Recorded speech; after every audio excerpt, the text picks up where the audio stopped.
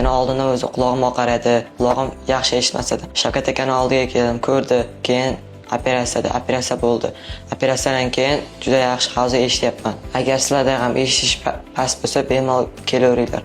Shunaqa muammo bo'lmaydi. Bemorimiz 14 yosh, 2 oy oldin chap tomonlama endoskopik timpanoplastika va osteoplastika bajarganmiz. Operatsiya bitta operatsiya parda o'tini tiklaganmiz va protez qo'yganmiz. Hozir o'sha qayta ko'rikka kelishdi, bitta ko'ramiz. Operatsiya plani ichkaridan bajarilgan. Ko'rishingiz mumkin. Mana pardani holati, stol bosamiz bitta.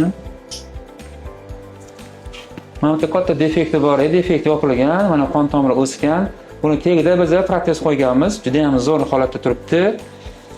Yaxshimisan? Yaxshi. Eshit qalay? Yaxshi. O'zgarish bo'ldimi? Operatsiyadan keyin og'irlik bo'lmadimi kuchli? Qiynalmadingmi? Yo'q.